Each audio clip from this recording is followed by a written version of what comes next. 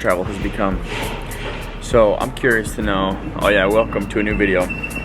Curious to know if any of you could tell where we were at just from the footage of us coming in for a landing. Go ahead and put your guesses in the description right now. And if you're right, then I'll be impressed. So for those of you who didn't guess or who got it wrong, we are in Nashville, Tennessee. I'm waiting for Eric Chester to get here. A really loud rolly cart going by right now. But we are headed to hunt This is deer. Pete Weber, the National Predators. Pete Weber. Thanks, Pete. But we are here to scout. We're gonna get a rental car. We're gonna drive for a couple hours and go scout a piece of property in Kentucky. That's what we're here to do. That's the plan. We're gonna show you guys around and do that for the next few days. So let's go. What you got? Got a few cameras here. This guy, you guys, tell me this. Does that hat, I mean, no one has ever seen this hat. That's what I love about it. It's one of a kind. One of a kind, he says. Does this hat, what? Does that hat look familiar to you guys? Nobody's ever used it. Look, I'm not like trying to be that guy, but that hat looks a little familiar. No. Hush Life, it says. Wow. It says all original. Wow. Anyway, let's talk about bucks on the wall. Look at these things. This is where. Come on. You need help? I got my one trail camera. I'd probably help you, but you stole my hat idea.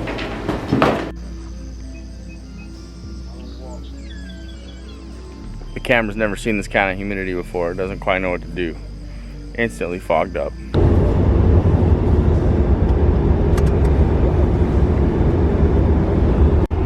Eric, you tired? It's all seat collapsing. Well, we got to the house like 2 a.m., went to bed at like 2 or so, and got up at about a little after 6. Didn't feel like we slept at all, just blinked, and now we're gonna run and grab some stuff that we need and look for a few deer. Check this place out. Kentucky, baby. Kentucky's crazy. Like everywhere you look, it's deer habitat. Like it just never ends. There's so many fields and wood lots. Just a lot of deer.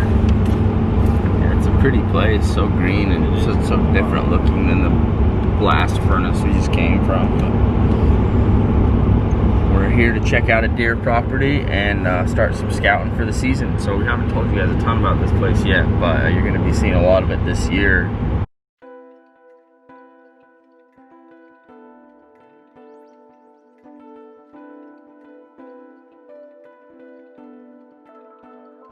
Our biggest problem with this stand, which is great, I mean, killed monsters right there. The problem is Yep. the damn We saw the bucks. poaching. Five bucks already we've seen. Just cruising through some of the property. Decent. Yeah, two decent bucks. Off to a pretty good start. I haven't had to get that far out of the truck yet to see the deer, which is kind of like my style. You know, I do make a shirt called Purebred Road Hunter. It's in the store, Shedcrazy. You can get shedcrazy.com. So if you guys haven't checked it out yet. And you can also get that hat at my, oh wait. Nope. Almost that hat at my store. Hey, can we ever want to get a plug on your channel? All the plugs you get on our channel. Listen. GetHutching.com. Huge giveaway for K&M. I will let you guys in on that. When did it end? Did it end January? August, like 14th, the week of the 14th, the winner's announced, so it might end like the 13th. So you guys have a couple weeks to get in on the giveaway that Hush is doing. Anybody who buys anything on their store, every order gets you entered to win a Can-Am Defender. Every dollar spent is one entry to win a fully loaded Can-Am Defender XT. So if you're like me, the only way you're gonna ever afford one of those is maybe to win it. All the Road Hunter crew, go get entered to win that giveaway. That's pretty sweet. Alright, so there's a boat stand right there. See any of the big ones? Yeah, it's birds.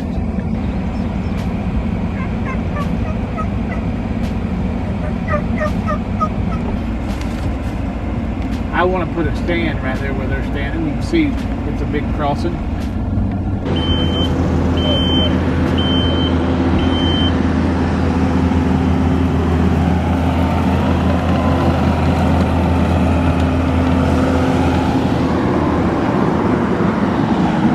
Ready, boys?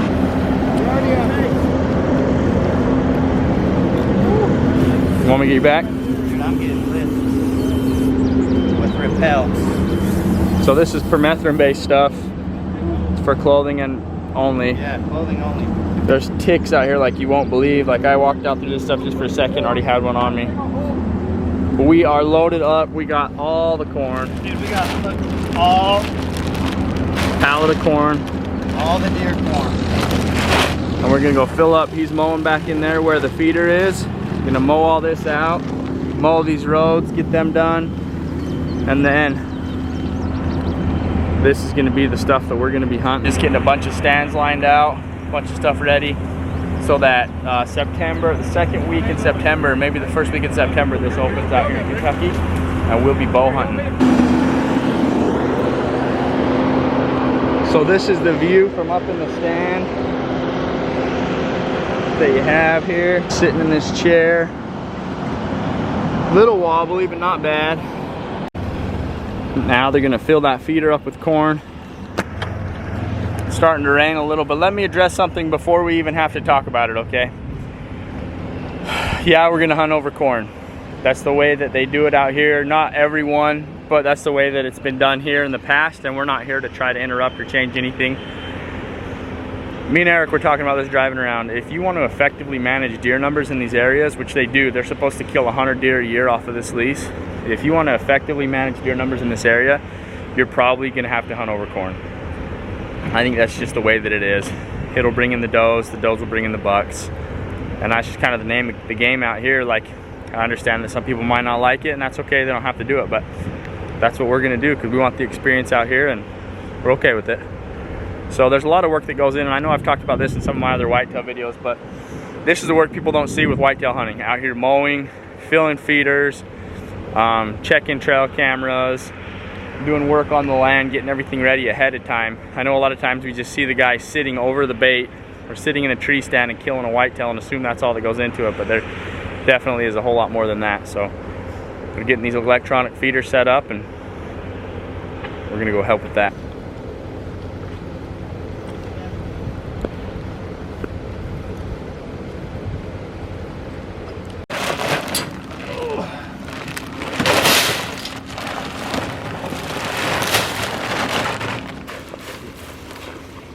Okay. Get that Utah salt. It goes 5 pounds or 10 pounds. No, Redmond salt, baby. well, straight from Utah. Whoa, dude, did you see the size of that spider? Oh. Feed remain. What kind is that? It's North American. There's diamondback rattlesnakes out here too. I don't want to play games. I hope we find one, to be honest. I don't want them. You can have them. Half a bag. Yeah, about half a bag on this site. Right in front of the camera.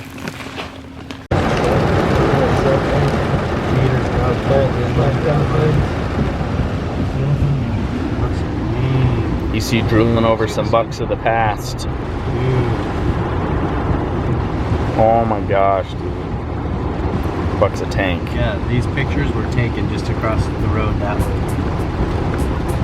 Look at it when it takes their picture. Yep. Oh, they can't see that. Like, yeah, they can. Or they wouldn't be looking at it. Right. Another bait site set up. Got a camera on it. This is a good spot because there's that big tree right there at 21 yards, and then also you could set up right here behind me. Hunt. Eric's doing the same thing back in the trees. But spent most of the day today getting some spots mowed out and ready, and getting to know the property and find our way around. We just barely went and had some, what's that place called?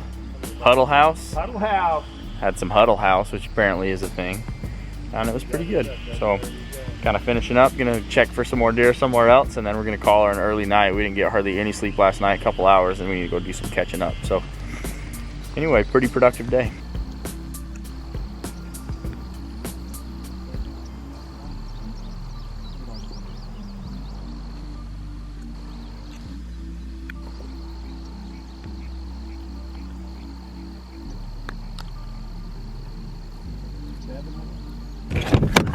Good morning, good morning. We were here last night. We put corn out over here. And now we're gonna put this stand right here in that tree because there was a big buck hitting almost immediately. and there was a ton of deer hitting the stand, so we know it's gonna be a good spot. So we're gonna throw this ladder stand up, and we'll be bow hunting out of that tree in 36 days. That's when we're coming back. Just book the flights for the hunt. So work to do today. Get her done, get ready. Eric, show the people the heartbreak, man. Something happened, you guys. It's sad.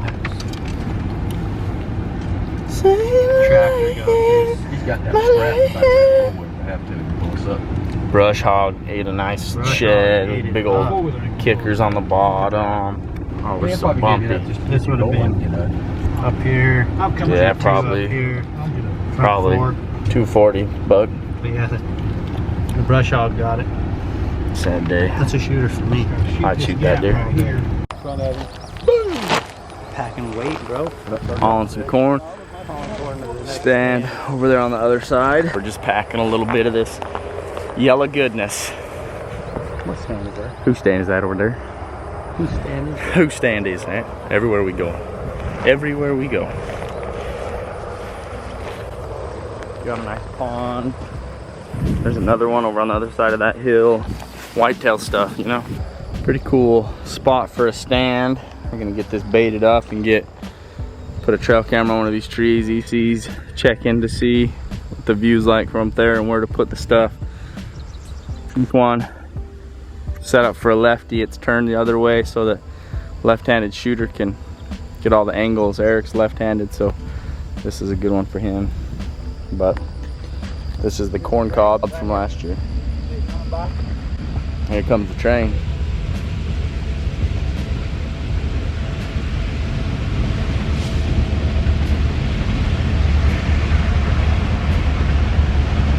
There it is down there.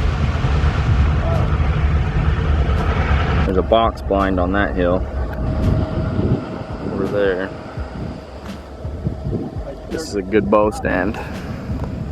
Well, this is it. The final set that we're gonna do. We got the salt out. We got some yellow gold to get them coming. EC's putting up the stealth cam. And we have burned through a pallet of corn. What once was a pallet of corn is no more. How many bags are on a pallet? It's 40 bags. 40 bags of corn, 5 bags of salt. And I know a lot of people have different impressions about corn, but guess what? It works.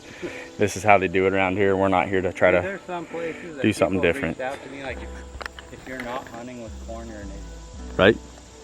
Again, it's whatever you want. The corn, it creates a social area.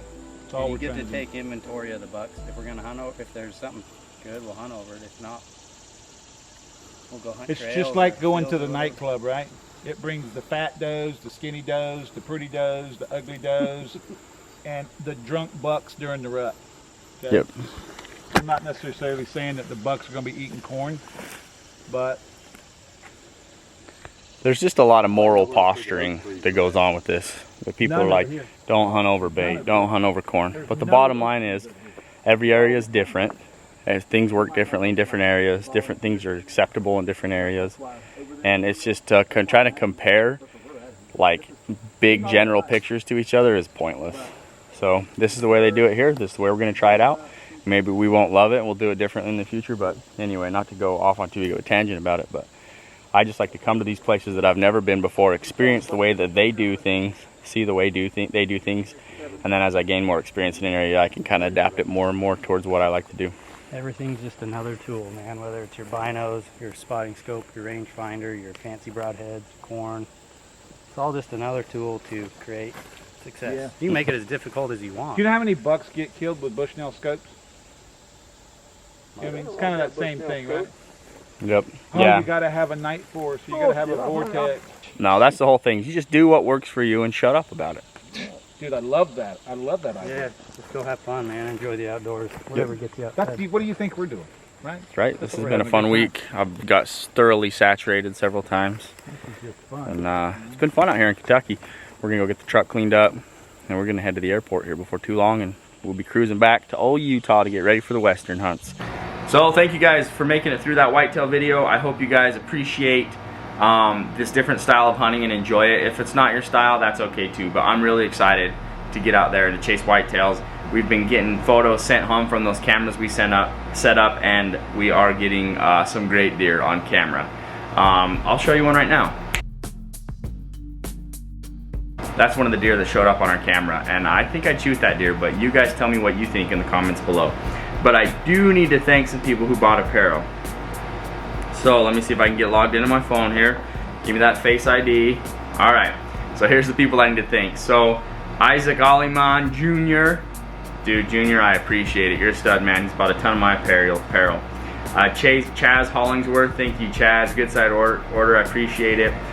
Cade Nelson, thank you, Cade. Jordan Lammert, my buddy Jordan. So he has a YouTube channel called Desert Antler. So if you guys are looking for some more shed hunting content, go check out Jordan. He gets out and makes a lot of videos, finds a lot of sheds. He's a cool dude. Nathan Nunez, thank you, Nathan.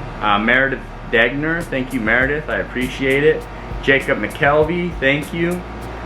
Bryce Cook and Parker Johnson. So those are the people who bought apparel within the last little while since I have got in there to check it and thank everybody. So I really appreciate you guys supporting what I'm doing and allowing me to have this fun lifestyle that I do. You guys, we are so close to the hunts, literally less than 2 weeks away from Utah mule deer and elk opening up. So I am excited, and I know you guys are too. So anyway, more videos to come. Thanks for tuning in, guys, and we will catch you on the next one.